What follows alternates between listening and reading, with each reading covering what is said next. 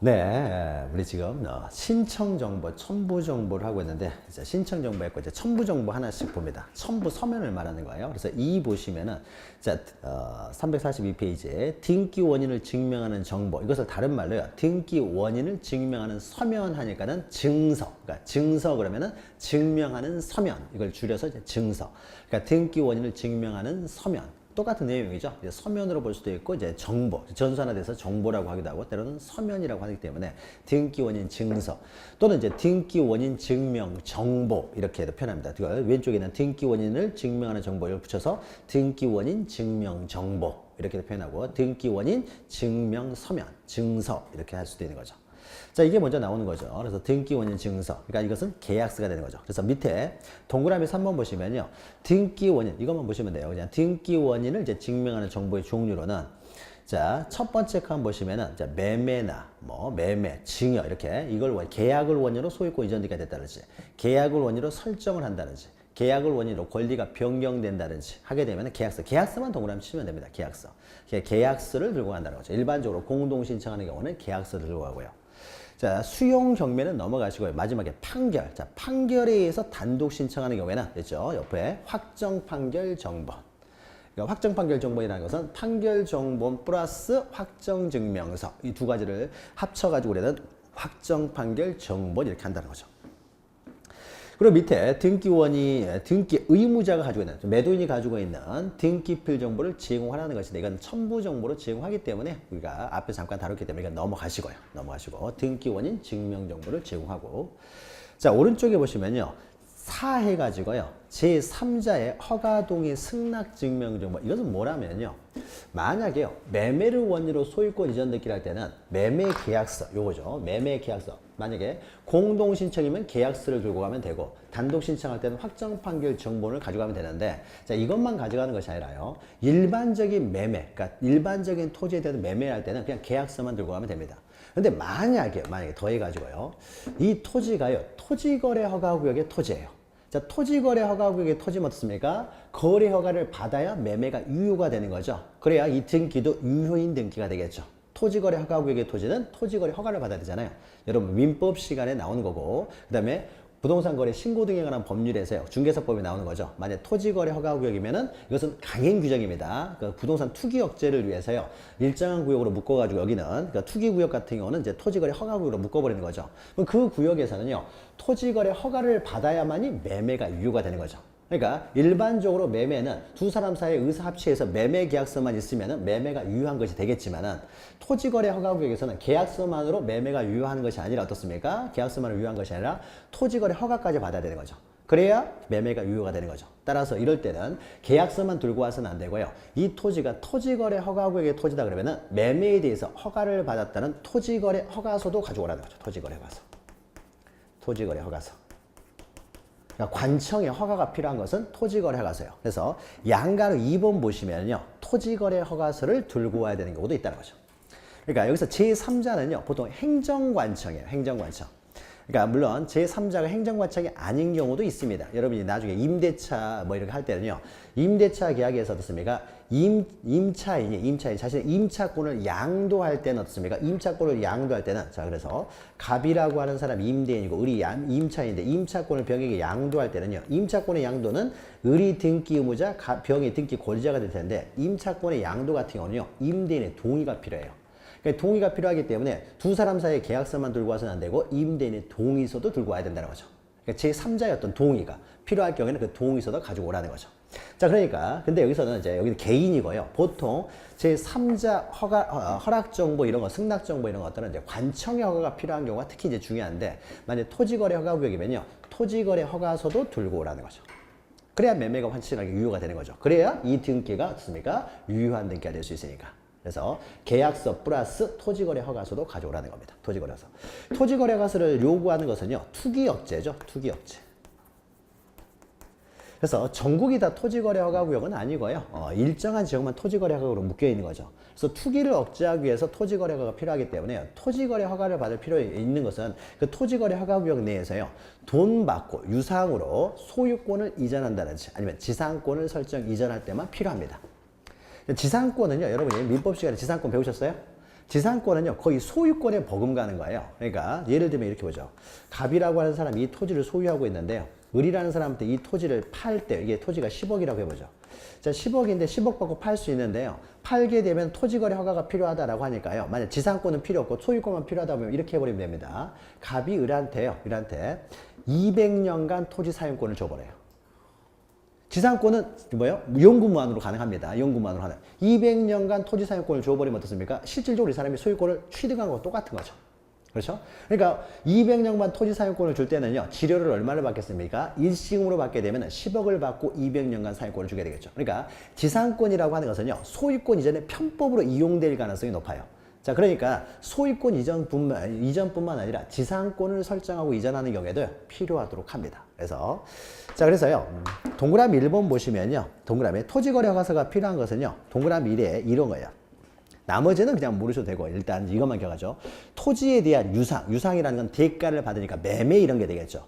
대가를 받고 어떻습니까? 지상권을 설정한다든지. 무상으로 하면은 이거는 어떻습니까? 무상으로 하게 되면 투기하고는 상관이 없으니까요. 유상, 대가를 받고 지상권을 설정한다든지 또는 소유권을 이전한다든지 하는 겁니다. 여기는 뭐 자세하게 그 밑에 동그라미 3번 이렇게 나와 있는데 그냥 이것은요. 위에다가 토지거래허가서 위에다가 쓰면 이렇게 돼요. 위에 토지거래허가서가 필요한 것은 유상으로 대가를 받고 소유권을 이전한다든지 아니면 유상으로 지상권을 이제 설정한다든지 또 그 지상권을 이전한다든지 이런 경우에 이제 토지거래허가서가 필요합니다. 그러니까 임대차 계약할 때는요. 이런 경우는 토지거래허가가 필요 없어요. 토지거래허가 구역에서 임대차 계약할 때는 토지거래허가가 필요 없고 유상으로 소유권 이전이나 지상권 설정 이전할 때만 필요합니다. 이전할 때 필요해요. 이런 경우에는 관청에서 허가를 해주는 거죠. 시장군수구청장이 허가를 해줍니다. 자, 그러면 판결에 의해서 계약서를 들고 가는 것이 아니라 판결에 의해서 단독 신청해서 판결문 들고 갈 때도 토지거래허가서 끼워 들어가야 되느냐? 이때도 끼워 들어가야 돼요. 이 판결은 사법부에서 판단한 거죠. 사법부의 판단에 의해서 행정부의 토지거래 허가까지 대치하는 여력은 없습니다. 그러니까 판결에 의해서는요. 이 사람이 판결문을 이거죠. 을이갑에게 이전등기 청구권이 있다라는 거예요. 매매 계약을 했다. 이전등기 청구권이 있다. 이런 거 사법부의 판단일 뿐이기 때문에요. 행정부의 심사를 대치하는 효력까지는 없다는 거죠. 그러니까 판결에 의해 단독 신청하는 경우에도 토지거래 허가서는 함께 들어가야 됩니다. 지금 여기까지만 보죠. 그래서 동그라미 4번 보시면 이게 있죠. 판결에 의한 토지를 취득하는 경우에도 필요하다는 거예요. 판결. 그러니까 단독 신청하는 경우에도 이때도 토지거래 허가서는 필요하다. 그래서 아무튼 지금은요. 자세한 그 내용까지는 왜 지금 알 필요 없고 큰 흐름만 보시면 돼요. 그래서 토지거래 허가구역의 토지 같은 경우는 계약서만 들고 와서는 안 되고 판결 정보만 들고 와서는 안 되고 토지거래 허가서도 들고 와야 되는구나 라고 보시면 돼요. 또 이럴 수도 있습니다. 만약 이 토지가 토지거래 허가구역은 아니에요. 그런데 이게 농지예요. 농지. 자, 농지는요. 농지가 노는 걸 막기 위해서 만약 농지를 누구나 취득할 수 있게 되면요. 돈 많은 사람이 농지를 다 사버리겠죠. 그리고 농사 안 지어요. 그 다음에 어떻습니까? 쌀값이 폭등을 하게 되면 그때 농사를 지으면 되는 거죠. 그럼 비싸게 팔 수 있죠. 그러니까 이런 것들을 막기 위해서 그 식량의 어떤 자급 이런 걸 막기 위해서요. 농사 짓지 않을 사람들은 농지를 아예 취득하지 못하게 합니다. 이것은 여러분이 부동산 공법 시간에 농지법에 나와요. 공법에 나오는데 잘 공부 안 하는 부분이죠. 거기서 한 문제 정도밖에 안 나오기 때문에. 그러니까 농지법에서는 농지를 취득할 때는요. 농사 지을 사람만 농지를 취득을 하고 있어요. 그러니까 만약에 X토지가 농지다. 그럼 이것도 강행 규정이 되겠죠. 공익과 관련된 내용이잖아요. 그러니까 농지를 취득할 때는 농사 지을 사람만 취득해라. 라고 했으니까요. 농사 짓지 않을 사람이 만약에 농사를 짓지도 않은 사람이 소유권 이전되기가 되면요. 이런 경우는 농사 짓지 않은 사람이기 때문에 이것도 무효예요. 강행규정 위반이 되니까. 그래서 농지였을 때는요. 내가 농지를 취득할 수 있는 자격, 농사 짓겠다라는 농지 취득 자격 증명. 농지를 취득할 수 있는 이것도 이제 군청 뭐 이런 데서 발급해 주는 거죠. 그래서 농지 취득 자격이 있다라는 것을 증명하는 농지 취득 자격 증명서를 또 첨부해 두도록 합니다. 그러니까 토지거래 허가구역이 아니라고 하더라도 만약에 이게 농지였을 때는요. 농지취득 자격증명서를 함께 가져오라고 합니다. 그러니까 계약서하고 농지였을 때 농지취득 자격증명서. 농지취득 자격증명서를 요구하는 이유는요. 자격의사가 있는 사람, 즉 농사 지을 사람만이 토지를 소유할 수 있도록 하기 위해서요. 그래서 우리가 청문회 이런 거 보면 어떻습니까? 장관들이 농지를 취득했는데 농사도 짓지 않으면서 이렇게 뭐 농지 취득하는 경우 있죠. 그럼 이런 경우 어떻습니까? 다 불법들인 거죠. 불법들. 그래서 만약에 농지취득 자격증명서 어떻게 편법을 얻었어요. 근데 농사도 안 지어요. 그러면 다 편법이니까 이것도 불법이 되겠죠. 불법. 그래서 뭐 주말에 한 번씩 가끔 갑니다. 뭐 이렇게 하고 하죠. 근데 사실은요. 농사를 짓지 않은 사람한테는 농지취득 자격증명서를 발급하지 않을 것이고 그럼 그런 사람들은 농지는 취득하지 못하는 거죠. 그러니까 농지 취득 자격증명서가 없는 사람이 소유권 취득하게 되면요. 이 소유권 이전 등기는 무효예요. 이 사람 소유권 취득하지 못하기 때문에. 그러니까 등기의 진정성 확보를 위해서 농지 취득 자격증명서 이런 것들을 이제 가지고 와야 돼요. 그리고요. 그 이외에 여러 가지 있습니다. 이것은 이제 그 우리 부동산 등기법에 나오는 내용은 아니고 이건 농지법. 그리고 이것은 부동산 거래 신고 등에 관한 법률, 중개사법에 나오는 거고요. 그 이외에도 여러 가지가 필요해요. 만약에 사립학교 재단법인이요. 이 사람이 운동장을 팔려고 해요. 그러면 학교가 어떻습니까? 운동장이 있어야 되겠죠. 건물도 있어야 되는데 사립학교 재단법인이 돈 없다고 해서요. 돈을 뭐 마음대로 막 팝니다. 운동장 팔고 건물도 팔면은 학교가 존립 자체가 안 돼버리잖아요. 그러면 이제 뭐 어떻게 돼요? 학교가 존립 자체가 안 되면 학교의 재정 건전화가 안 되면 어떻습니까? 이런 경우에는 공익과 연결되는 거죠. 학생들이 이제 학교를 못 나가게 되잖아요. 여러 문제가 있기 때문에 사립학교 재단법인 같은 경우에는 이 사람들이 운동장을 판다든지 건물을 팔 때는 교육당국의 또 허가가 필요해요. 함부로 이렇게 팔 수 있도록 해서는 안 되겠죠. 그럼 그런 경우는 이제 교육당국의 허가 이런 게 필요한 거죠. 그러니까 계약을 했다고 무조건 가져가는 것이 아니라 이런 거래에 대해서 여러 가지 제한이 들어가 있으면은 그 관청의 제한을 통과했다는 서류들을 가져오라는 거죠. 관청의 허가서 뭐 이런 거 가져와야 돼요. 근데 이런 것들이 어떻습니까? 수십 개가 있겠죠. 종류는 엄청나게 다양하겠죠. 다양한데 이걸 다 배우는 것은 아니고요. 그 중에 대표적인 것이 이제 토지거래 가서 농지취득 자격증명서니까 이 두 정도만 기억하시면 돼요. 그리고 뭐 관청에 뭐 이렇게 허가서들 이것도 필요하기도 하는데 이런 것들은 이제 넘어가시고요. 그래서 양가로 3번 보시면은 옆에다가 그냥 자경의사 이렇게만 쓰면 돼요. 농사 지을 사람들만 농지를 취득하도록 한다는 거죠. 농사를. 그러면 이 경우에도요, 계약서를 들고 갈 때도 농지취득 자격증명서를 가져가고요, 판결서를 가져갈 때도요, 이거는 행정부에서 해주는 거잖아요. 그러니까 판결서를 가져가는 경우에도 농지취득 자격증명서는 따로 가져가야 됩니다. 그래서 아무튼 여기서는요, 계약서만 들고 가는 것이 아니라 등기 원인, 매매를 원인으로 소유권 이전 등기를 하려고 하는데 이 등기의 진정성 확보를 위해서 매매에서 허가를 받아야 되는 경우는 허가서 따로 가져야 되고, 소유권 취득하기 위해서는 또 이렇게 허가가 필요하다 그러면은 소유권 취득하기 위한 증명서들, 그러니까 따로 첨부해 가야 된다는 거죠. 그래야만 등기의 진정성이 확보가 되니까. 자, 여기 보시면 돼요. 그러니까 이건 등기 원인하고 연결되는 거죠. 계약서 들고 갈 때 이런 것도 함께 필요하면 가져가야 된다는 거죠.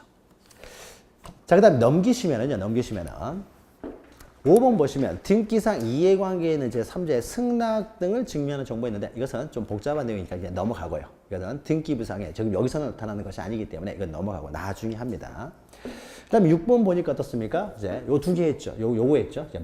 매매한 거고요. 그 다음에 어떻습니까? 부동산 표시 대장 들고 가는 것이고, 이건 좀 이따 나오겠네요. 오른쪽에 나오는 거고. 그 다음에 신청에 증명서류로 주민등록등본 가져가는 거겠죠. 바로 주민등록등본 나오죠. 그러니까 주소 증명서면 이것이 바로 주민등록등본을 말합니다. 자, 그러면 주민등록등본은요, 사실, 자, 이렇게 생각해 보죠. 가백에서 을 앞으로 이전 등기가 되면은요, 지금 현재 이 상태에서 어떻습니까? 이 상태에서 을만 새로 기입을 하잖아요. 그렇죠? 을만 새로 기입을 하기 때문에 사실은 을의 주민등록등본만 있으면 되는 거죠, 사실은. 갑은 이미 기입돼 있으니까요. 을만 새로 기입하기 때문에 을의 주민등록등본만 가져가면 되겠죠. 그러니까 일반적으로는요, 만약에 갑이라고 하는 사람이 소유자인 상태에서요, A은행으로 돈을 빌리면서 A한테요, 저당권을 설정합니다. 저당권을 설정 등기를 해요. 뭐 5억을 빌리면서 저당권 설정 등기를 한다고 해보죠. 그러면 갑은 이미 등기부에 기입돼 있고요, A라는 사람만 새로 기입을 하는 거잖아요. 그러니까 A라는 사람의 성명, 주소, 주민번호만 기입하기 때문에, 기입하면 되기 때문에요, 이 A 어떻습니까? 주민등록등본만 가져가면 됩니다, 원칙적으로.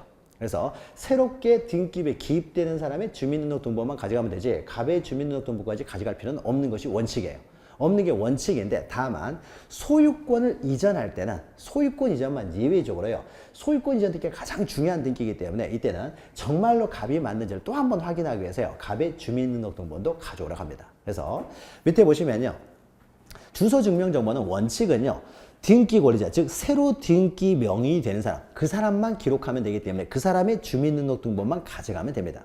그래서 주소증명정보라는 것이 바로 주민등록등본인데, 다만 해가지고 있죠, 소유권 이전 등기, 이게 가장 중요한 등기이기 때문에 소유권 이전 등기를 신청할 때는 을의 주민등록등본은 당연히 필요하며 갑의 주민등록등본도 가져라고 해요. 그러니까 두 사람 모두 주민등록등본을 가져옵니다.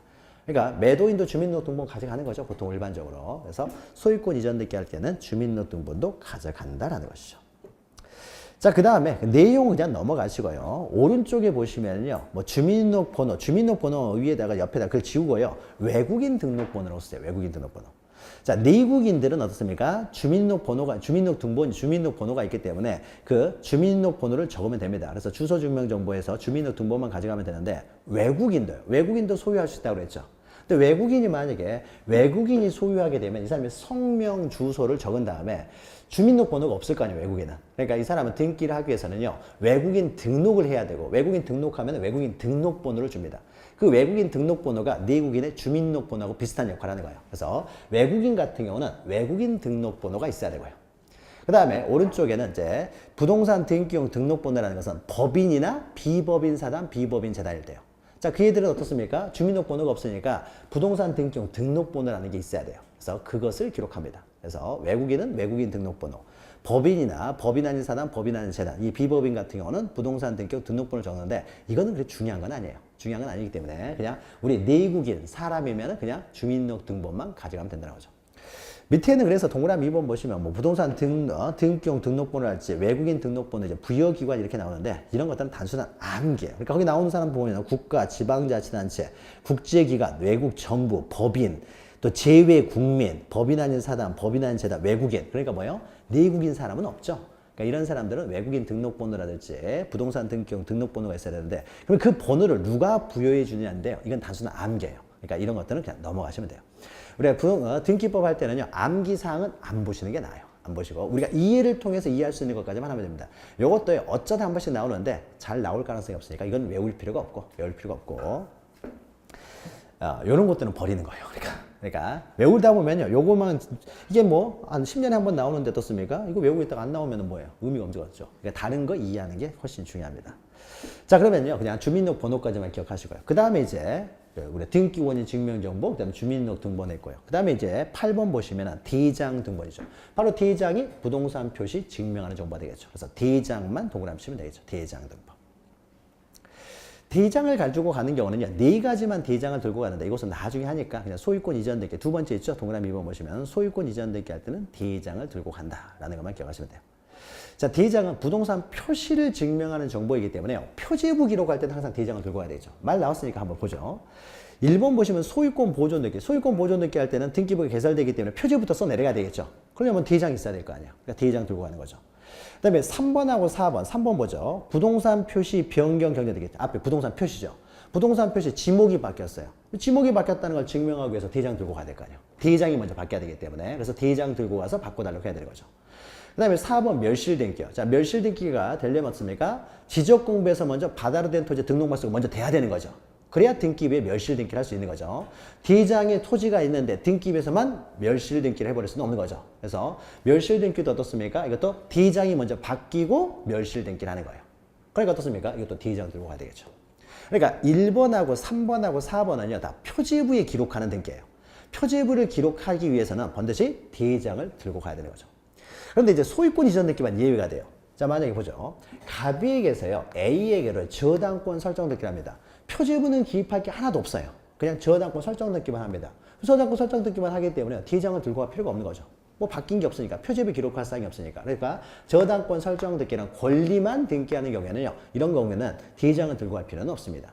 그러나 유일하게 소유권 이전 등기만, 항상 소유권 이전 등기가 가장 중요하기 때문에 정말로 이 물건 파는 거 맞느냐 확인한다는 거죠. 자, 그래야 등기의 진정성이 확보되는 거죠. 갑과 을 사이에는 뭐 X 넘겼는데 Y가 등기돼버리면 안 되고 하는 거기 때문에, 그래서 소유권 이전 등기할 때는 따로 표제부를 기록하지는 않지만은 이때도 또 대장은 들고 가라고 합니다. 그러니까 소유권 이전 등기할 때가 가장 필요한 서류가 많이 들어가요. 그래서 동그라미 2번 보시면은 소유권 이전 등기를 하는 경우에도 대장은 들고 간다는 거죠. 그래서 대장인데요. 자, 대장과 관련해서 9번 보시면 도면이 있죠, 도면. 그러니까 대장과 관련해서 만약에 부동산에 대해서 만약에 여기에 전세권 등기를 한다고요. 전세권. 저당권이 아니라 전세권 등기를 합니다. 그럼 이 전세권 등기는요, 한 필지 토지에 대해서 일부에 대해서만 전세권 등기가 가능합니다. 용익권 등기는요, 한 필지 일부만 사용이 가능하기 때문에 용익권 등기는 한 필지 일부에 대해서, 즉 일부에 대해서만 가능하다는 거죠. 자, 그러면은 어디서부터 어디까지 일부를요, 한글로 계속 쓰면 어떻습니까? 오른쪽 몇 미터에서 왼쪽 몇 미터, 뭐 이렇게 위아래로 몇 미터 이렇게만 적어 놓으면은 알 수가 없잖아요. 그러니까 이렇게 적당히 적어 놓은 다음에요, 그 다음에 도면을 들고 오라는 거예요. 도면. 그래서 정확하게 여기서부터 여기까지다라는 거죠. 그러니까 일부에 대한 용익권을 설정할 때는요, 도면도 가져옵니다. 도면. 그러니까 여기서 대장이라고 하는 것은요, 그러면 우리가 지적 공부 중에 대장인데 토지의 소재, 지번, 지목면적이 모두 나와 있는 것은 토지대장 임야대장이면 충분하잖아요. 그러니까 토지대장 임야대장만 원칙적으로 가져가면 돼요. 도면을 가져갈 필요는 없습니다. 그러니까 전부에 대해서 소유권을 이전한다든지요. 전부에 대해서 뭐 용의권을 설정한다든지요. 이럴 때는 그냥 소재, 지번, 지목면적 나와 있는 토지대장, 임야대장만 가져가면 되지만은 용의권은 예외적으로 이제 일부에 대해서 가능하기 때문에 그러면 어디서부터 어디까지 이것을 도면으로 정확하게 보여주기 위해서요. 도면도 들고 간다는 거죠. 자, 그래서 도면 해가지고요. 도면 해가지고 거기 보시면은 예, 두 번째 칸 보시면 부동산 일부죠. 부동산 일부. 부동산 일부 해가지고 오른쪽에 보시면요. 지상권, 지역권, 전세권, 임차권. 그 밑에다가 용의권이라고 쓰면 되겠죠. 용의권. 용의권은 이렇게 부동산 일부에 대해 가능하고요. 그래서 이 부동산 일부에 대하여 만약에 용의권을 설정한다. 라고 했을 때 이럴 경우에만 이제 도면을 또 첨부한다는 거죠. 도면을 첨부한다. 이것만 보시면 돼요. 자, 그러면 이제 도면도 가져간다는 것이고. 그 다음에 여기 이제 빠져 있는 게 뭡니까? 신고필증 여기 없네요. 신고필증. 그렇죠? 자, 등기 목적을 증명하는 서면 없겠죠. 아직 등기를 하기 전에 이렇게 해주세요라고 하는 거니까요. 등기 목적을 증명하는 정보는 따로 없고요. 이걸 해주세요라고 하는 거니까 등기 목적 증명 서면 없고. 여기 빠져 있는 것이 이제 거래가액이죠. 거래가액. 거래가액 증명 서면은요. 356페이지를 보죠. 여기까지만 나와 있고 나머지 안 나와 있는데 356페이지를 보시면요. 거기에 세 번째 칸에요. 세 번째 칸에 부동산 거래계약 신고 필증과 매매 목록 이렇게 돼 있죠. 자, 요게 이제 첨부돼야 돼요. 매매를 원인으로 소유권 이전 등기. 그러니까 증여나 이런 경우에는 거래가액이 없으니까 어떻습니까? 증여를 원인으로 이전 등기 한다든지, 상속을 원인으로 이전 등기 한다든지. 자, 이런 경우는 거래가액 자체가 없으니까 이런 걸 첨부할 필요가 없게 되겠죠. 근데 매매를 원인으로 이전 등기는 거래가액을 기록하기 때문에 부동산 거래계약 신고 필증을 첨부한다는 거죠. 그래서 동그라미 1번 보시면은 의의에서요. 매매 계약서만 동그라미 치면 되겠죠. 매매 계약을 원인으로 해서 이전 등기를 할 때만 부동산 거래 거래 가액을요, 신고를 하도록 하고 있어요. 그러니까 이때는 매매 계약서가 등기 원인, 그러니까 매매를 원인으로 소유권 이전 등기를 할 때는, 이럴 때는 부동산 거래에 신고를 해야 되고요. 그러면 신고를 하게 되면 거래 가액이 맞다라는 신고 필증을 주게 되고, 그러면 신고 필증을 가져오라는 거죠. 그래서 매매를 원인으로 하는 소유권 이전 등기할 때만 필요합니다. 필요해요. 일단 거래 신고, 그러니까 거래 가액이죠. 거래 가액. 그러니까 옆에다가요, 그냥 부동산 거래 계약 신고 필증 위에다가 거래 가액이라고 쓰면 돼요. 그러니까 거래 가액을 증명하는 정보라는 거죠. 거래 가액 증명 정보 이렇게 쓰면 되겠죠. 거래 가액 증명 정보. 거래 가액 증명 정보로서 부동산 거래 계약 신고 필증 가져간다는 거죠. 자, 이것까지만 기억하시면 되고요. 근데 밑에 뭐 박스에 있는 것은 그렇겠죠. 나중에 이제 합니다. 나중에. 그 다음에 동그라미 3번 보시면요. 또 매매 목록 나오죠. 아까 설명했죠. 만약에 부동산 거래 계약 이제 신고 필증을 받아오는데 만약에 부동산이 하나가 아니라 2개 이상이면 매매 목록을 작성한다는 거죠. 그래서 밑에 매매 목록에 첨부해서 거래 부동산이 2개 이상인 경우 또는 거래 부동산이 1개라고 하더라도 매도인이 여러 명이라든지 매수인이 여러 명인 경우에는 이럴 경우에는 한 사람이 10억을 다 받는 것이 아니다. 한 사람이 10억을 다 지급하는 것이 아니다. 이것을 밝히기 위해서 매매 목록을 작성한다는 거죠. 그래서 부동산 거래 신고 필증하고 매매 목록을 가져간다는 거죠. 그리고 나온 김에 2번 보시면요. 거민 계약서에서 거민에도 동그라미 치십시오. 거민. 자, 매매를 원인으로 소유권 이전 등기 할 때는요. 매매 계약서나 또 단독 신청한 경우는 확정 판결 정본을 가져가야 되는데요. 이때 가져갈 때는요. 이 계약서나 확정 판결 정본에요. 도장을 받습니다. 도장을. 이게 거민이에요. 거민. 자, 이렇게 거민을 받도록 하는 것은요. 거민을 받도록 하는 것은 이것 때문입니다. 자, 거민은요, 이렇게 계약을 원인으로 해서요, 그러니까 매매니까 계약이죠. 계약을 원인으로 해서 소유권 이전 등기를 할 때는요, 중간 생략 등기 가능성이 생겨요. 이 사람들이 중간 생략 등기할 위험이 있는 거죠. 그러니까 탈세라든지 투기, 투기 이런 것들을 이용하기 위해서요, 중간 생략 등기를 할 수가 있다는 거죠. 그러니까 중간 생략 등기는요, 이거 억제를 해야 되겠죠. 탈세를 이유로 이용되기 때문에 중간 생략 등기를 억제하기 위해서요. 자, 중간 생략 등기를 억제하기 위해서 특별히 만들어 놓은 법이 있는데 이 법이 부동산 등기 특별조치법이에요.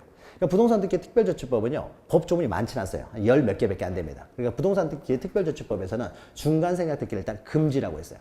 여러분 민법에서 나오는 거죠. 근데 이것은 단속 규정이기 때문에 위반해서 등기가 됐다고 하더라도 무효가 되지는 않는다. 뭐 이런 걸 하는 거죠. 그럼 부동산 등기 특별조치법에서 그러나 일단 어떻습니까? 강행 규정으로 금지는 하고 있습니다. 근데 그 성질이 이제 하나의 단속 규정일 뿐이기 때문에 사법상 효력에는 영향을 미치지 않는다라고 하는 거죠. 근데 일단 강행 규정이에요. 그래서 중간 생략 등기를 억제하기 위해서요. 정말로 가바고라고 계약한 거 맞느냐? 그래서 그 계약서에 어떻습니까? 거민을 받으라는 거죠. 자, 이 거미는 시장군수구청장이 찍어줍니다. 시장군수구청장이 찍어줘요. 그래서 시장군수구청장에 거민을 받도록 하고 있어요. 그러니까 계약을 원인으로 소유권 이전 등기할 때만 필요합니다. 다른 경우 필요 없어요. 이런 경우에만 중간생략 등기, 이거는 뭐예요? 중간생략 등기 억제라는 거죠. 그러니까 다 하는 이유가 있습니다. 다 이유가 있어가지고 이것은 중간생략 등기를 억제하기 위해서, 등기 억제를 위해서 쓰면 됩니다. 거민 옆에다 중간생략 등기 억제를 위해서 정말로 갑을이 계약한 거 맞느냐? 그러면 만약에 중간생략 등기 갑과 을 한 다음에 을에서 병으로 전매를 한 다음에 직접 이전 등기를 해버리면 갑과 병 사이에는 계약서가 없을 거 아니에요. 그러니까 거민을 못 받게 되겠죠. 그래서 이런 것들을 억제하기 위해서요, 네, 계약서에 거민을 받도록 합니다. 그럼 거민도요, 시장군수구청장이 해주는 겁니다. 그러니까 판결에 의해서 곧 거민을 대체할 수는 없어요. 이거는 사법부에서 하는 것이고 거민은 행정부에서 하는 것이니까. 그런 거예요. 근데 거민은요, 자, 보죠, 거민은. 자, 동그라미 1번 보시면, 계약을 원인으로 소유권 이전 등기를 신청할 때는 반드시 거민계약서를 제출한다. 거민계약서라는 게 따로 있는 게 아니라요, 이 계약서나 판결서에 도장을 받아오라는 거예요. 거민 도장을 받아오라고 하는 겁니다. 그럼 이 사람이 도장을 받기 위해서 계약서나 판결서를요, 구청에 갖다 냅니다. 구청에 갖다 내면요, 구청에서 심사를 한 다음에 도장을 찍어줘요. 근데 이때 심사는요, 가장 형식적인 심사를 합니다. 그냥 뭐 특별한 거 없으면요, 그냥 거민을 다 도장을 찍어줘요. 만약 이 심사를요, 엄격하게 해버리면 어떻습니까? 그만큼 등기가 늦어질 거 아니에요. 거래를 억제하는 문제가 생기는. 중간생략 등기도 아닌데 어떻습니까? 괜히 시간만 끌게 되면 거래가 그만큼 늦어지기 때문에요. 형식적 심사, 그러니까 특별한 하자 없으면 다 도장을 찍어줍니다. 그러면 이런 거민을 받기 위해서 계약서 같은 경우에 거민을 받는데 이거 누가 해주냐면요, 여러분이 공인중개사 되시면 여러분들이 해주는 거예요. 자, 계약서는 언제 씁니까? 4월이라 계약서를 썼을 거 아니에요. 이때 이제 소유권 이전 등기 하기 때문에 첨부서류, 나머지 첨부서류들은 어떻습니까? 이제 뭐 인감증명서랄지 주민등록번호 이런 때 이때 가져오는 거죠. 이때. 근데 계약서는 이미 썼잖아요. 그러니까 이 계약서를 공인중개사가요, 구청에다 제출해가지고요, 거민을 받아둬요. 미리 받아둡니다. 일반적으로. 그러니까 거민 신청은요, 이 사람들이 해도 되고요, 공인중개사가 해도 되고 아무도 상관없기 때문에 미리서 다 받아놓는 거죠. 그래야 어떻습니까? 미리서 받아놔야 한꺼번에 이제 서류를 다 넘겨버릴 수가 있으니까. 나중에 또 거민 받으려면 시간이 걸리잖아요. 시간이 이제 간격이 있기 때문에 거민을 받아둡니다. 자, 그러면은 동그라미 3번 보시면 거기 있죠. 거민권자는 형식적 심사권만 갖는다. 가장 형식적 심사를 합니다. 그래서요, 형식적 심사를 하기 때문에 여러분 중개사법 하다 보면 이런 게 있을 거예요. 만약 매매를 원인으로 소유권 이전 등기를 할 때요, 신고 필증이 들어왔습니다. 그러면은 신고 필증은요, 이 거민보다는 조금 더 엄격한 심사를 합니다. 그러니까 신고 필증이 이제 매매 계약서를 가지고 뭐예요? 검사를 하게 되겠죠. 검사를 여기를 통과를 했으면요, 거민은 안 받아도 돼요. 여기 통과를 했으니까, 신고 필증을 제출했으니까. 신고 필증 안 했습니까? 거래에 대한 허가를 받았다는 것이죠. 그러니까 거민은 안 받아도 돼요. 신고 필증 가져오면. 또 토지거래 허가서를 가져왔어요. 토지거래 허가서 가져왔으면 갑과 을이 토지거래 허가 받았잖아요. 이건 가장 엄격한 심사라는 것이 바로 토지거래 허가예요. 투기억제. 그래서 이건 가장 엄격한 심사. 엄격한 심사를 받습니다. 나중에 이제 해요. 그냥 가장 엄격한 심사를 받는다. 투기 억제하는 것이 가장 우리 정권의 명운을 갈라버릴 수도 있는 거잖아요. 그러니까 이게 가장 엄격한 심사예요. 그러니까 거민은요, 만약에 신고 필증이 첨부됐다랄지, 아니면 토지거래 허가서가 들어왔다랄지, 농지취득 자격증명서가 들어왔다랄지, 이 거래에 대해서 어떤 식으로든지 일단 승낙을 받았다 하면은요, 거민은 가장 형식적 심사만 하기 때문에 이것은 면제가 되는 거죠. 그래서 실질적으로 매매를 원인으로 하는 소유권 이전 등기를 할 때는요, 신고 필증이 들어갈 거 아니에요. 신고 필증이 들어가기 때문에 따로 거민은 안 받아도 돼요. 그런데 만약에 증여를 원인으로 소유권 이전 등기를 해보죠. 뭐 농지도 아닌 곳에서 증여를 원인으로 소유권 이전 등기 합니다. 증여를 원인으로 소유권 이전 등기. 그러면 어떻습니까? 증여이기 때문에 신고 필증이 안 들어가겠죠. 그다음에 증여이기 때문에 토지거래 가서도 필요 없고요. 농지가 아니라면 농지취득 자격증명서도 필요 없겠죠. 이럴 때는 이제 중간생략 등기를 막기 위해서 거민을 받아서 들어가야 돼요. 그러니까 가장 형식적 심사니까 이보다 좀 엄격한 심사를 통과했을 경우에는 이런 경우는 거민은 면제된다는 겁니다. 아무튼 가장 형식적 심사만 한다는 거죠. 그래서 만약에 증여 같은 경우는, 매매 같은 경우는 필요가 없지만 증여 여기 들어가기 때문에 여기 들어가는 거죠. 이런 구역이 아니면 이제 신고 필증만 들어가게 되겠죠. 그러니까 신고 필증이 일단 들어가게 되면은 거민은 받을 필요 없지만은 신고 필증이 들어가지 않는 계약, 증여라든지 이런 경우에는 이제 거민을 받으라라는 거죠. 자, 이런 것들이 이제 거민을 받은 계약서를 제출하라는 거죠. 자, 요런 것들이 이제 첨부서면이 됩니다. 첨부서면. 자, 그러면요, 첨부서면까지 다 한 거예요. 345페이지에. 그래서 첨부서면을 이해할 때는요, 신청서하고 첨부서면을 어떻습니까? 구별해서 보지 말고, 그냥 신청서, 증명서면이 첨부서면이니까 서로 연결시켜서 보시면 됩니다. 연결시켜서. 그러면은 신청서 기재사항은 요거니까, 그 다음에 플러스 등기표 정보고요. 그러니까 이것에 대해서 이제 증명하는 서면들이 들어간다라고 보시면 되죠. 그러니까 플러스에서 이제 들어가는 것들, 이런 것들 몇 가지 더 생길 수도 있는 것이고요. 특별한 필요가 있습니다. 자, 그러면 여기까지 하게 되면은요. 여기까지 하게 되면 넘기시면 인감증명이 있는데 이건 우리 앞에서 했죠. 방문 신청하는 경우만 이제 인감증명을 이제 제공한다는 거죠. 방문 신청하는 경우에는 이제 갑의 인감증명을 제공해야 된다는 거죠. 갑의. 자, 그러면은 이제 뭐 어떻습니까? 자, 그러면은 우리가 마지막까지 5번째까지 테마를 하면 이제 다 끝난 거예요. 다 끝난 겁니다. 그래서 만약에 신청주의, 그다음에 신청 적격, 신청에, 그다음에 신청을 어떻게 하느냐? 방문 신청 또는 전자 신청한다. 이때 신청할 때 이런 첨부 서면들, 신청서 이런 거 제출한다는 거죠. 그래서 이걸 다 제출해가지고 다 구한 다음에요. 방문 신청해가지고 제출합니다. 그럼 우리가 할 일은 다 끝난 거죠. 모든 서면을 가지고. 그러니까 여기까지 하게 되면 신청 절차가 모두 끝나게 되는 거예요. 우리는 더 이상 할 게 없잖아요. 서류 다 준비해가지고 방문해서 제출해버렸으니까, 방문 제출을 신청을 했으니까 끝난 거죠. 자, 그러면 이제 어떻습니까? 신청 절차가 모두 끝나게 되고요. 자, 그럼 어떻습니까? 이제 등기관이 등장하는 거죠. 등기관. 등기관이 등장해서 어떻습니까? 이것을 심사한 다음에 등기를 이제 실행하는 절차로 들어가겠죠. 실행 절차. 자, 그래서 우리가 등기 절차는 신청 절차하고 실행 절차 두 개가 있다. 그러면 신청 절차가 모두 끝났으니까요. 이제 등기관이 등장해서 이제 등기를 실행 절차가 나옵니다. 자, 그래서 346페이지요. 밑에 5번부터는요. 실행 절차요. 밑에 옆에다 실행 절차라고 쓰면 되겠죠.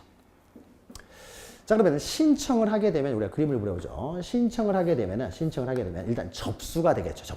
접수가 됩니다. 그러면 접수라는 것은요. 일단 방문 신청을 하게 되면요. 밑에 1층에 전산 직원들이 있어요. 전산 직원들이 있어가지고 신청서를요. 컴퓨터에 다 입력을 합니다. 입력을 해요. 그래서 다 입력해가지고 전부가 저장이 되면은 이때 어떻습니까? 저장이 되면 이제 접수증 받아오는 거예요. 그러니까 저장이 되면 그때 이제 접수가 된 거예요. 그럼 접수되면 어떻습니까? 그 다음에 이제 접수증 이제 받아오는 거죠. 접수증. 그럼 이때 접수증에 뭐가 나오겠습니까? 접수 번호가 나온다는 거죠. 그래서 같은 날 했을 때 내가 먼저 접수 번호가 빠르면은 내가 먼저 한 거잖아요. 그러니까 그 사람이 우선되는 거죠. 그래서 전부 저장이 되면 이제 접수증을 주게 되는 거죠. 그러니까 전부 다 저장이 되면 그때 비로소 이제 접수가 됩니다. 그러니까 컴퓨터에 다 입력이 되는 거죠. 그러면 1층에 있는 전산 직원들이요. 심사라는 게 아닙니다. 심사는 등기관이 하는 거예요. 전문가다. 그래서 접수가 되면 일단 등기관이 이제 심사를 하는 거죠. 심사. 이때 심사하는 것은요. 이제 서류들 다 들어왔는지 확인하겠죠. 서류 들어왔는지 확인합니다. 그래서 이 사람들이 서류 심사하는 것은 서류 심사만 해요. 그러니까 형식적 심사라고 합니다. 서류 심사만 해요. 서류가 있는지 없는지만 확인하지. 저 매매 계약을 원인으로 소유권 이전 등기를 신청하면서 계약서를 들고 왔어요. 뭐 토지거래 허가구역도 아니고 농지도 아닙니다. 계약서 들고 오면은 계약서 이상이 없어요. 그러면은 어떻습니까? 등기를 하는 거예요. 만약 이 계약이 통정 허위 표시로 무효냐 유효냐 이런 것까지 심사할 권한은 없습니다. 그러니까 실체 이게 유효냐 무효냐 이게 유효냐 무효냐 다투지면 어떻습니까? 합과을이 다투지면은 이건 법원에서 판단할 문제예요. 등기관 이것이 유효다 무효다 이런 걸 판단할 권한은 없습니다. 그러니까 서류 심사만 하는 거예요. 그러니까 이런 서류들이 들어왔으면 어떻습니까? 하자가 없잖아요. 그럼 등기를 하는 거예요. 유효냐 무효냐, 저게 비진입 표시냐 아니냐, 사기에 의해서 이루어졌느냐 이런 것들은요 등기관에 심사할 권한은 없습니다. 심사할 권한은 없고 형식적인 심사, 그러니까 서류 심사만 한다는 거죠. 들어올 서류 다 들어오고 그 기재할 날에 다 기재되어 있으면요 이제 심사가 끝난 거예요. 그래서 심사를 통과했으면 어떻습니까? 등기를 이제 실행하게 되겠죠. 실행한다는 것은 등기 페이지 하나씩 어떻습니까? 신청서 보고 기록을 하는 거예요. 하나씩 기록하는 거죠. 그래서 을 앞으로 소유권 이전 등기 하면 이제 사람 이름 쓰고 뭐 주소, 주민번호 쓰고 소유권 이전 등기, 매매 원인 일자 이런 거 쓰는 거죠. 기록하는 거. 기록하는 것이 바로 이제 실행이 되는 거죠. 실행. 자, 그래서 기록이 모두 끝났습니다. 기록이 다 끝나면은 이제 완료. 그러니까 기록이 다 끝난 다음에 완료 버튼을 딱 클릭을 하게 되면 이제 전산으로 하기 때문에요. 완료 버튼을 클릭을 하게 되면 이제 비로소 완료가 됩니다. 기록이 다 끝나면 이제 완료가 되는 거죠. 완료가. 그러니까 이런 순서로 이루어집니다. 그래서 접수하고요. 그다음에 심사를 통과하면 심사를 한 다음에 심사를 통과하면 이제 실행으로 들어갈 것이고 실행이라는 것이 바로 이제 기록하는 것이 될 것이고요. 기록이 다 끝나가지고 완료 버튼을 클릭하면 이제 완료가 된다는 거죠. 자, 그러면 완료는요 언제 완료된 걸로 보냐면요. 등기관이요 한 사람만 있는 게 아니겠죠. 그래서 공무원의 어떤 그 앞에 있는 컴퓨터들은요 컴퓨터도 있습니다. 여기가 1호 등기관, 여기 2호 등기관. 편의상 이렇게 하는 거고 실제로는 사람 이름이 있겠죠. 우리가 무슨 짝짓기 할 때 1호, 2호 이렇게 하듯이. 등기관이 여러 명이 있을 거 아니에요. 그래서 1호, 2호 이제 세 사람이 있다고 해보죠. 세 사람이. 그래서 등기관이 3호 등기관이 있어요. 자, 이러면요 공무원의 앞에 컴퓨터는요 전부 다 보안이 걸려 있어요. 그러니까 아무나 거기다 이용할 수가 없습니다. 보안이 걸려가지고요. 그 보안을 다 비밀번호 치고 이제 열리는 거예요. 아무나 사용하면 안 되기 때문에요. 자, 그러면은 이 등기를 누가 했는지를 알아야 나중에 등기가 잘못됐을 때 어떻습니까? 그 사람한테 책임 소재를 물을 수가 있는 거죠. 그래서 다 보안이 걸려 있어가지고요. 그러니까 이 사람이 여기 와서 등기할 수는 없어요. 이 컴퓨터로. 할 수는 없습니다. 그럼 나중에 얘가 책임지는 거예요. 얘가. 그러니까 다 아무나 사용할 수 없도록 그러니까 남의 자리를 앉아서 컴퓨터를 사용하면 안 됩니다. 그래서 보안이 걸려 있어서 다 이제 비밀번호를 치고 들어가는 거예요. 그래서 이제 컴퓨터가 열리는 거예요. 그리고 난 다음에 등기 업무를 합니다. 그럼 만약에 1호 등기와 2 등기를 했을 때는요, 등기가 완료됐다는 것은 누가 등기를 했는지 알 수 있는 조치를 해야 돼요. 그래야 이제 누가 등기했는 줄 알아야 나중에 문제가 생겼을 때 책임을 물 수가 있잖아요. 그러니까 보통 공무원들이 하는 어떻습니까? 서류 작업, 컴퓨터에 했을 때는요, 그 안에 식별 부호가 내장되어 있어요. 그러니까 컴퓨터 고유 번호들이 있습니다. 고유 번호들이. 고유 번호, 이것을 누군지 식별하는 식별 번호라고 해요. 식별 번호. 식별, 부호, 번호, 이렇게 할 수 있어요. 번호. 이런 것들이요, 컴퓨터에 다 내장돼 있어가지고, 아, 이 컴퓨터는 1호 등기가, 이 컴퓨터는 2호 등기가, 이것은 3호 등기가 이렇게 딱 정해져 있습니다. 그래서 안에요, 식별 부호들이 다 이제 저장돼 있어가지고, 이 사람이 1호 등기가 다 기록한 다음에 완료 버튼을 딱 클릭하면요, 이 컴퓨터에 내장되는 식별 부호가 바로 부여가 돼요.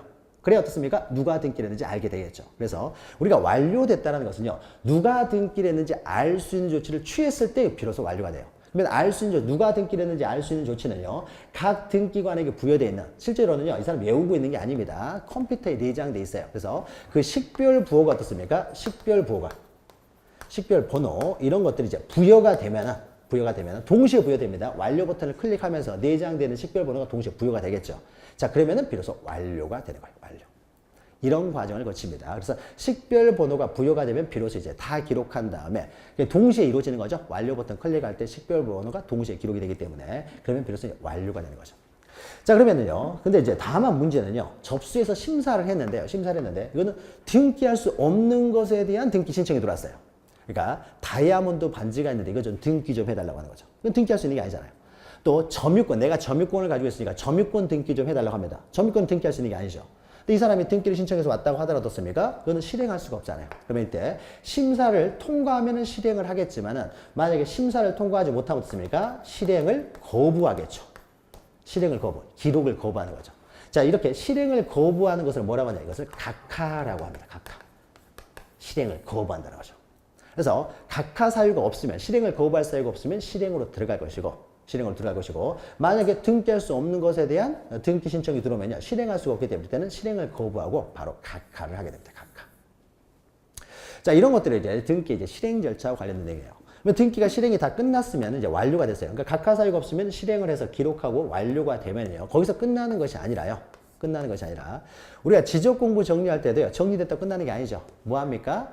등기 촉탁하고요. 또 등기, 소유자한테 통지하고 하는 거죠. 여기서도 마찬가지로 등기가 완료되면은 거기서 끝나는 것이 아니라 완료의 절차로 몇 개가 나옵니다. 그 대표적인 예가요. 자, 이쪽으로 보시면은 처음에 등기를 신청할 때는 갑이 가지고 있는 등기필 정보를 제공했겠죠. 근데 이제 을 앞으로 등기가 완료가 됐어요. 그럼 어떻습니까? 을한테 새로운 권리증을 줘야 되겠죠. 작성해서. 그러니까 을한테 등기필 정보를, 새로운 등기필 정보를 작성해서 교부를 해줘야 되겠죠. 그래야 이 사람이었습니까? 나중에 물건 팔 때 그걸 이용해서 물건을 팔 수 있으니까요. 그러니까 완료가 되면 이제 을한테 이제 새로운 권리증을 작성해서 줘야 되겠죠. 이 권리증을 우리는 등기필 정보라고 했죠. 그러니까 새로운 권리자 을한테, 그러니까 신청할 때는 갑이 가지고 있는, 등기 의무자가 가지고 있는 권리증을 제공을 하는 거고, 그래서 등기가 다 이제 을 앞으로 등기가 끝나면 어떻습니까? 이제 을한테 새로운 이제 등기필 정보, 권리증을 어떻습니까? 작성해서 통지를 해주는 거죠. 통지를 해줍니다. 그러니까 우리가 등기필 정보 왔으면요, 이런 게 이제 주는 거죠, 그한테. 그래야 이걸 가지고 어떻습니까? 이 사람이 또 소유권을 넘길 수가 있으니까요. 자, 그래서 등기필 정보를 작성 통지해주고요. 그 다음에 갑과 을이 공동 신청했으면 이제 갑에게도 을뿐만 아니라 갑에게도요, 등기가 끝났다는 걸 통지를 합니다. 그래야 이제 갑이라는 사람이 이제 완전히 넘어갔구나. 그러니까 등기를 하는데 시간이 좀 걸립니다. 걸리다 보니까 넘어갔구나라고 알아서 이제 새로운 물건을 또 살 수도 있고 하는 거죠. 그러면은 그 신청인에게만 통지해 주는 것이 아니라요. 자, 소유자가 갑에게서 을로 바뀌었어요. 그럼 뭐 고쳐야 돼요? 지적 공부 고쳐야 될 거 아니에요. 그러니까 지적소관청에 뒀습니까? 소유자 바뀌었으니까 빨리 소유자 정리하라고 통지를 해줘야 되겠죠. 그 다음에 갑에게서 을로 소유권이 넘기면요, 가장 먼저 소유권이 넘어가는 곳이 등기부라는 거죠. 그러면 이제 등기부로 갑에게 소유권이 넘어갔으니까 을에게도 갑한테 세금 걷어야 되겠죠. 근데 소유권이 갑에게서 을로 넘겼다는 사실을 어떻습니까? 세무서는 모를 거 아니에요. 모르니까 어떻습니까? 세무서장한테도 통지를 해주는 거죠. 양도소득세 걷어라. 상속으로 넘어갔으면 상속세 걷어라. 증여로 넘어갔으면 증여세 걷어라. 라고 해야 되겠죠. 그래서 여러 가지 관청에요. 가장 먼저 소유권이 넘어가는 곳이 바로 등기부이기 때문에 여러 가지 없습니까? 신청인 뿐만 아니라 지적소관청 세무서장에게요, 등기가 완료되었다. 즉 갑에게서 을에게로 등기가 완료되었다는 등기 완료 통지를 또 이제 여러 가지 관공서라든지 신청인들에게 다 하게 된다는 거죠. 이것까지 하게 되면 모든 절차가 이제 끝나게 됩니다. 그러니까 실행 절차는 어떻습니까? 또 이렇게 실행 절차는 아주 이렇게 뭐 복잡한 내용은 아닙니다. 한 번에 끝낼 수가 있어요. 이렇게 순서대로 시간 순서대로 쭉 정리를 하시면 됩니다. 그럼 이게 실행 절차예요. 그러면 하나하나씩 보죠. 요 내용들을. 근데 요것만 기억하시면 되기 때문에 실행 절차는 뭐 아주 뭐 이렇게 지금은 뭐 깊이 알 필요는 없고요. 자, 그러면 자, 먼저 가장 먼저 어떻습니까? 접수를 한다는 거죠. 접수예요. 그러면은 접수를 하게 되면요. 거기 밑에 있죠. 접수해 가지고요. 자, 등기의 신청 정보가 제출될 때는 등기관은 등기 신청을 접수할 의무가 있습니다. 신청하면 무조건 접수 의무가 있어요. 그러면 우리가 나중에 하겠지만 뒤에서 나오는데요. 자, 그러면은 의리 소유권을 취득하는 시기예요. 의리 소유권을 취득하는 시기는 의리 앞으로 등기가 완료됐을 때 그러면 이때 소유권을 취득하느냐. 자, 이렇게 하면 이런 문제가 발생하는 거죠. 을이 먼저 등기를 신청했는데요. 병을 나중에 신청한 병을 먼저 등기를 해줘버리면 병이 소유권을 취득해버리는 거죠. 순서가 뒤집어져 버리잖아요. 내가 먼저 신청했는데 나중에 신청한 사람을 먼저 등기를 완료해버리면 그 사람이 먼저 소유권을 취득해버리는 거잖아요. 자, 그래서 뭐 결국 등기관이 어떻습니까? 권리 순서를 마음대로 정할 수 있게 되는 거죠. 자, 이런 것들을 막기 위해서요. 등기가 완료가 되면 이때부터 효력이 발생하게 되면 등기관이 그 권리의 순서를 정할 수 있게 되니까 이런 걸 막기 위해서 완료가 되면요. 접수시로 소급하여 효력이 발생한다고 해요. 접수시부터 효력이 발생하는 거예요. 그래야 어떻습니까? 등기관이 마음대로 고치지 못하게 하는 거죠. 그러면 접수시요. 그러니까 우리가 접수일자가 그만큼 중요하다는 거죠. 그래서 우리 등기 보면 접수일자죠. 그러면 등기가 완료되면 이 사람이 소유권을 취득하는 날짜는요. 등기가 완료된 날짜가 아니라 접수한 날짜에 소유권을 취득해요. 그러니까는 접수일자를 적는 거죠. 접수일자를. 그래서 접수시로 소급한다. 그래서 그런데 만약에 접수를 어떻습니까? 등기관이 마음대로 거부할 수 있다고 하게 되면은 등기관이 어떻습니까? 내가 오전에 신청했는데 거부하고 오후에 들어오는 등기를 먼저 접수해버리면은 등기 순서도 또 어떻습니까? 등기관이 마음대로 정해버리는 문제가 생기는 거죠. 이런 걸 막기 위해서 일단 접수를 하게 되면 무조건 접수는 해줘야 돼. 신청을 하게 되면 무조건 접수를 하도록 의무를 규정해 놓고 있어요. 등기관이 권리의 순서를 마음대로 바꾸는 걸 막기 위해서죠. 그래서 접수할 의무가 있습니다. 자, 그러면 일단 접수가 되면은, 이게 뭐요? 이제 접수할 의무가 있고요. 자, 오른쪽 2번 보시면요. 그럼 언제 접수된 걸로 보느냐? 접수된 걸로냐? 자, 등기 신청 정보가 전산 정보 처리 조직, 그러니까 컴퓨터에 모두 저장이 되면은 그때 접수된 걸로 본다는 거죠. 그러니까 우리 신청을 하게 되면은 전산 직원들이 이걸 다 저장을 합니다. 그러면 저장이 다 되면은 접수된 걸로 보고, 그때 어떻습니까? 접수증 주는 거죠. 접수증. 그래서 접수증에 이제 접수번호가 나오는 거죠. 그래서 같은 날 접수를 했을 때는 접수번호가 빠른 사람이 우선이 된다. 그러니까 우리가 권리 등기는 접수일자를 적고 그 밑에 접수번호를 적었던 거죠. 접수번호. 다 등기부에 기록된 내용들은 다 의미가 있다는 거죠. 의미가 있으니까 적어놓는 겁니다. 그런데 만약에 어떻습니까? 전자신청을 해버리면 어떻습니까? 전산 직원들이 이렇게 저장하는 어떻습니까? 이런 수작업을 할 필요가 없죠. 바로 저장이 돼버리는 거죠. 전산으로 넘어와 버리니까. 그러니까 바로 저장이 되고, 그러니까 바로 접수가 돼버려요. 그러니까는 전산으로 만약에 전자신청을 하게 되면 바로 저장이 되고 바로 접수가 되기 때문에 바로 어떻습니까? 생성이 됩니다. 컴퓨터에 생성이 되는 거예요. 접수번호가. 그래서 그게 이제 접수번호가 되는 것이고, 방문 신청을 했을 때는 그 전산 직원들이 접수증을 주는 거죠. 접수증. 그럼 거기에 이제 접수번호가 나오게 되는 거죠. 자, 그러면 이 보시면요. 이제 접수가 되어 저장이 되면은 이제 위층에 있는 등기관들이 이제 하나하나 심사를 하게 됩니다. 그래서 등기 신청에 대한 심사해 가지고요. 등기 신청에 대한 심사에서 동그라미 1번 형식적 심사주의. 그러니까 등기 서류 심사만 한다는 거죠. 이게 형식적 심사주의입니다. 서류 심사만 한다는 거죠. 서류 심사만. 그 다음에 2번 심사의 기준 시기가 있는데요. 그러면은 심사를 할 때요. 자, 요걸 생각해 보죠. 원래 이 지역은요. 토지거래 허가구역이었어요. 토지거래 허가구역. 근데 토지거래 허가구역인데 토지거래 허가서를 안 가져왔습니다. 그러니까 안 가져와가지고 지금 신청을 하는 거예요. 신청을 해가지고 일단 신청을 하면 이제 접수가 될 텐데 토지거래 허가구역인데 만약에 토지거래 허가서도 가지고 오지 않았는데요. 접수가 일단 됐어요. 자, 접수된 다음에요. 근데 문제는 그러면 어떻습니까? 토지거래 허가서가 안 들어왔기 때문에 이 사람은 실행을 거부하게 되겠죠. 그래서 토지거래 허가서가 없기 때문에 이제 각하를 하게 되겠죠. 근데 각하를 하려고 했는데 문제는요. 문제는 심사하는 과정에서 이것이 토지거래 허가구에서 여기서 해제가 돼버렸어요. 풀렸다는 거죠. 토지거래 허가서. 허가구에서 풀렸어요. 자, 그럼 이때는 등기를 해줘요? 말아요? 해줘야 되겠죠. 해제가 됐으니까. 더 이상 이제 등기를 어떻게 보면 거부할 필요가 없어졌잖아요. 이제는 심사가 끝났으니까. 그러면 어떻습니까? 이때를 만약에 기준으로, 접수시를 기준으로 만약에 각하를 해야 된다. 만약에 심사를 한다 그러면 어떻습니까? 이건 각하를 해야 되는 거죠. 토지거래소가 안 들어왔으니까. 그러나 이때를 기준으로 어떻습니까? 심사를 하게 되면은 해제가 됐으니까 등기를 실행하게 되겠죠. 자, 그러면 심사의 기준시는 어디가 되겠어요? 실행시가 되는 거죠. 실행시. 이때를 기준으로 해가지고 만약에 풀렸으면은 실행을 하는 거죠. 그러나 만약에 이때를 기준으로 해버리면 어떻습니까? 각하를 해야 되잖아요. 그러니까 우리가 심사하는 기준시는 실제로 실행할 때, 그러니까 이 실행할 때까지 만약에 토지거래 허가법만 해제만 되면은 실행을 해준다는 거죠. 그래서 심사는 접수시가 아니라 실행시를 기준으로 한다는 거죠. 실행시. 그래서 밑에 있는 거죠. 실행시. 그래서 동그라미 2번 심사 기준시는 등기부에 기록하는 때, 그러니까 기록이 뭐예요? 실행시가 되겠죠. 실행하는 때, 이때를 기준으로 하는 것이지, 오른쪽 보시면 등기 신청 정보를 제공하는 때 또는 접수하는 때, 이때를 기준으로 하는 것이 아니다라는 거죠. 신청시나 접수시가 아니라 실행시를 기준으로 해서 판단을 한다는 거죠. 자, 그 다음에 6번은요. 6번이 좀 어려운 내용인데, 각하 있습니다. 각하가 좀 어려운 내용인데요. 우리가 앞에서 잠깐 설명드렸죠. 그래서 각하와 관련돼서요. 만약에 자, 심사라는 과정에서요. 심사를 하려고 하는데 어떻게 돼요? 접수된 서류들이 문제가 있다는 거죠. 등기를 실행할 수 없으면 각하를 한다는 거예요. 각하. 근데 서류 심사만 하는데요. 서류 심사만 하는데 만약 이 사람이요. 주민등록등본을 안 가져온 거예요. 그러니까 매수인이 주민등록등본만 가져오고 매도인이 주민등록등본을 안 가져왔어요. 그러면 안 가졌으니까 하나 빠져 있죠. 하나 빠져 있으면요. 그러면은 바로 각하를 해가지고요. 각하를 해버리면 이제 신청이 없는 것이 되니까. 그러면 다시 주민등록등본 가져와가지고 다시 등기를 신청을 하게 되면요. 등기 넣습니까? 접수 시에 효력이 발생하기 때문에 내 등기 순위가 늦어져 버리겠죠. 이때 원래 효력이 발생한 것인데 각하가 됐으니까 어떻습니까? 각하가 됐으니까 이 절차 다 끝난 다음에 다시 신청을 하고 다시 접수를 해야 되겠죠. 그럼 그만큼 어떻습니까? 접수 일자가 늦어지기 때문에 내가 손해를 볼 수가 있는 거죠. 자, 그런데 서류 하나 잠깐 실수했다고 해서 손해를 보게 해서는 안 되겠죠. 그래서 서류 하나가 빠졌다 그러면요. 이 사람들 심사하는 과정에서 주민등록등본이야 없는데요 라고 했을 때는 보정을 명할 수가 있습니다. 보완하여 정정하라는 것을 명한다는 거죠. 보정을 명할 수가 있습니다. 그래서 보정을 명하면요. 이거 빠졌는데요. 그러면은 갑자기 한 5시쯤에 전화해가지고요. 이거 하나 빠졌는데요. 라고 해가지고 하게 되나요? 5시에 좀 가려고 했더니 통사무소 문 닫아버렸다는 거죠.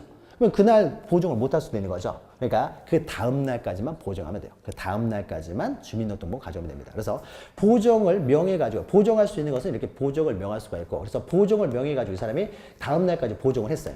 보정을 하면은 등기가 실행이 되겠죠. 그럼 실행되면 접수시로 소급해서 효력이 발생하기 때문에요. 보정은 이때 하든 이 사람의 등기의 순위는 동일하겠죠.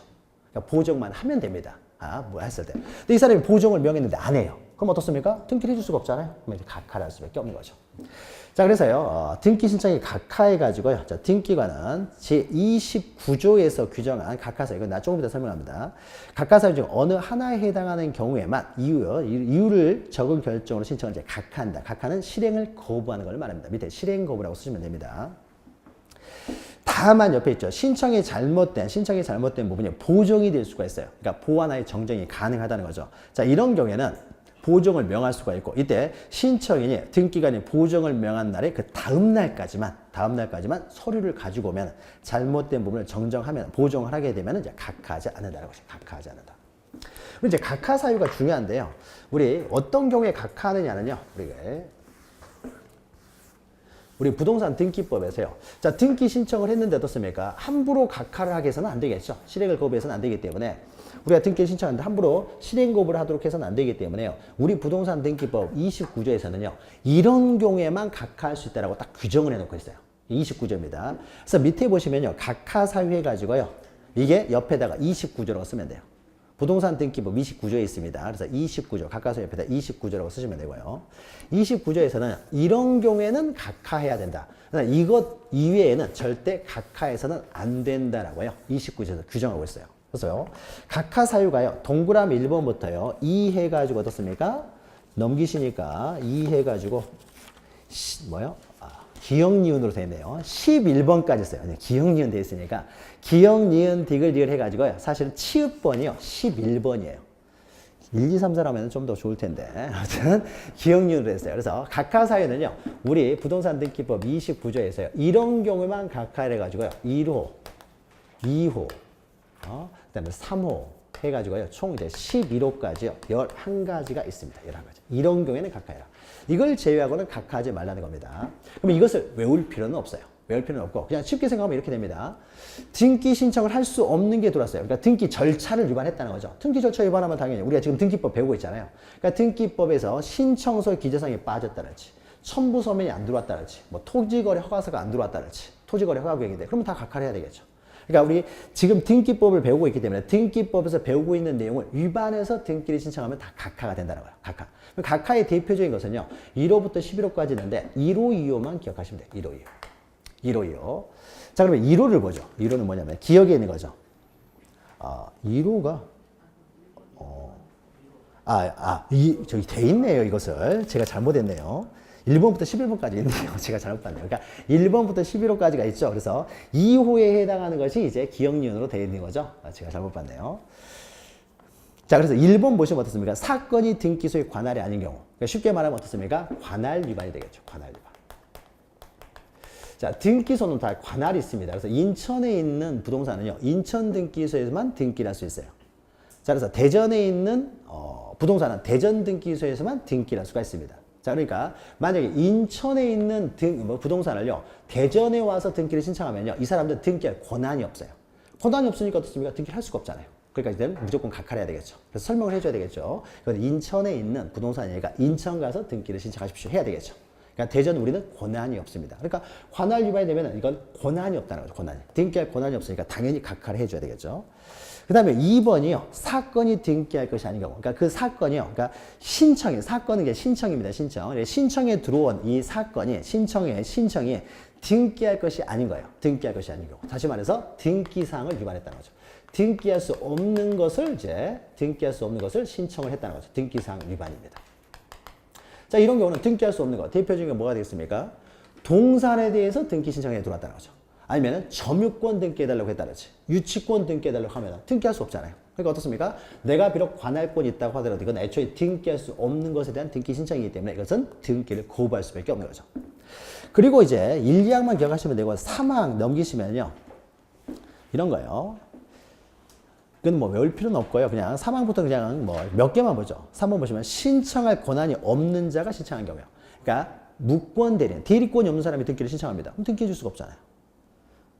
자, 그다음에 8번 보시면요. 신청 정보와 등기 원인을 증명하는 정보가 일치하지 않아요. 그러니까 어떻습니까? 신청서하고 그 첨부 서면이 불일치한다는 거죠. 불일치하면 등기를 해줄 수가 없는 거죠. 다시 써오라고 해야 돼요. 신청서.